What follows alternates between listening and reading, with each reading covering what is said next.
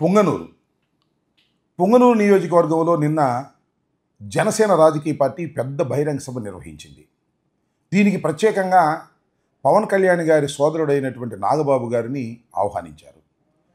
పొంగనూరు అంటే పెద్దిరెడ్డి రామచంద్రారెడ్డి గారు గెలిచినటువంటి నియోజకవర్గం, ఆయన సొంత నియోజకవర్గం.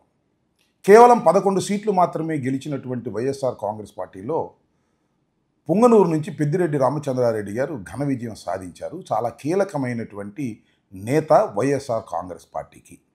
బహుశా జనసేన రాజకీయ పార్టీ పెద్దిరెడ్డి రామచంద్రారెడ్డి గారిని ఘాటుగా విమర్శించాలనే ఉద్దేశంతో ఈ బహిరంగ సభ నిర్వహించారని నేను భావిస్తున్నాను.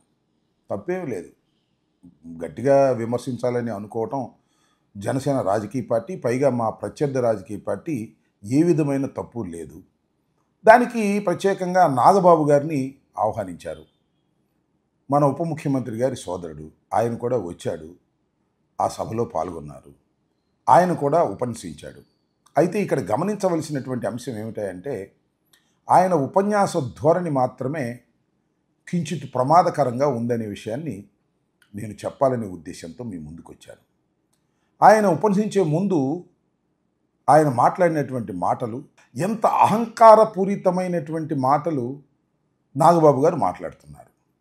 నాగబాబు గారు అంటే కేవలం పవన్ కళ్యాణ్ గారి సోదరుడే కాదు, జనసేన పార్టీని ఆల్మోస్ట్ ఆల్ నడుపుతున్నటువంటి వ్యక్తి. ఇంకొక మాట చెప్పాలంటే కాబోయే మంత్రి.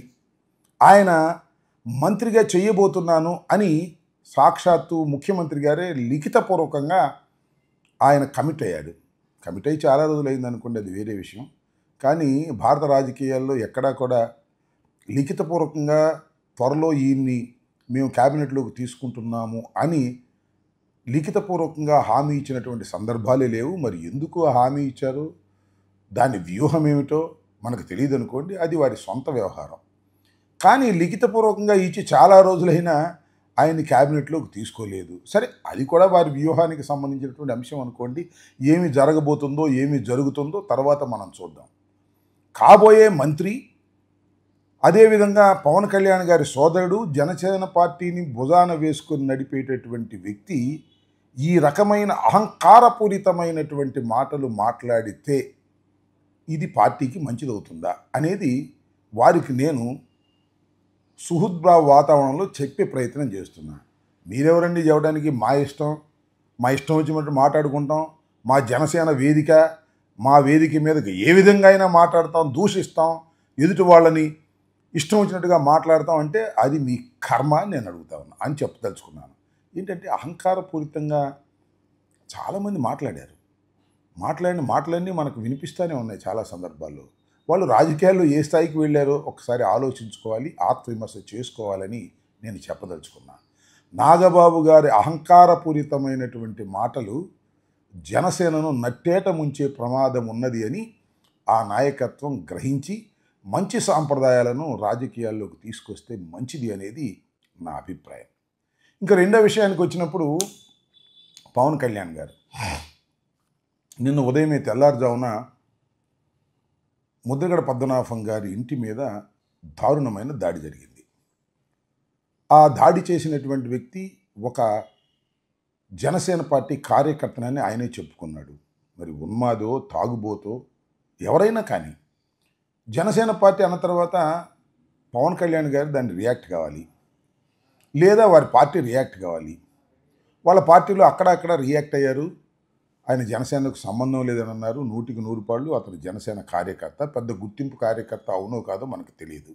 ఎందుకంటే ఆయన ఫ్లెక్సీలు, ఆయన మెడలో కండవాలు వేసుకొని, జనసేన కండవాలు వేసుకొని ఫోటోలు దిగినటువంటి సందర్భాలు సోషల్ మీడియాలో మూవ్ అవుతున్నాయి. 100% అతను జనసేన కార్యకర్త. సరే, పెద్ద కుట్రతో వచ్చాడా, కుట్ర లేకోకుండా వచ్చాడా అనే విషయాలను పక్కన పెడితే ఇది అందరూ ఖండించవలసినటువంటి అంశం. ముద్రగడ పద్మనాభం గారు ఒక నిస్వార్థ రాజకీయ నాయకుడు. కాపు కులంలో ఆయన ప్రముఖుడే కాకుండా కాపు కులానికి మేలు చేయాలని ఉద్యమాలు నడిపినటువంటి వ్యక్తి. అలాంటి వ్యక్తి ఇంటి మీద దాడి జరిగితే పవన్ కళ్యాణ్ గారు కాముగా ఉండటం సమంజసం కాదు. సరే, కాముగా ఉంటే ఉన్నారు పో. చాలా సందర్భాలు అనేవాడు మీకు గుర్తుందా? నా మీద విమర్శ చేయాలంటే జగన్మోహన్ రెడ్డి గారు మళ్ళీ కాపుల్ని తీసుకొచ్చి నా మీద విమర్శ చేస్తాడు, ఇదేం అన్యాయం అని మాట్లాడేవాడు. ఇవాళ నేను అడుగుతా ఉన్నా పవన్ కళ్యాణ్ గారు, ముద్దగడ పద్మనాభం గారి ఇంటి మీద దాడి జరిగితే దాన్ని ఖండించడానికి వారి కుమార్తెను మీరు మీడియా ముందుకు తీసుకొచ్చారు. ఏమో మీరు ఆ రకంగా అప్పుడు అన్నారు, ఇప్పుడేమో మీరు ఆ రకంగా ప్రవర్తిస్తున్నారంటే ఏంటి మీ నైతిక విలువలు ఎలా ఉన్నాయో నాకు అర్థం కావటంలా.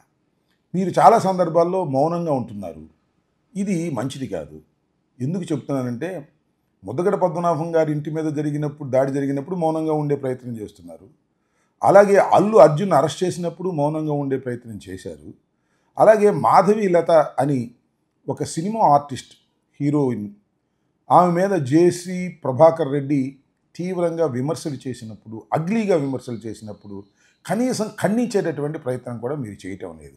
మీరు ఏ ఫీల్డ్ నుంచి అయితే ఇంత పెద్ద ఎత్తున నాయకుడిగా పెరిగారో ఆ ఫీల్డ్లో జరుగుతున్న అన్యాయాల గురించి కూడా మీరు ఖండించుకోకుండా మాట్లాడుకోకుండా ఉండటం సమంజసం కాదు.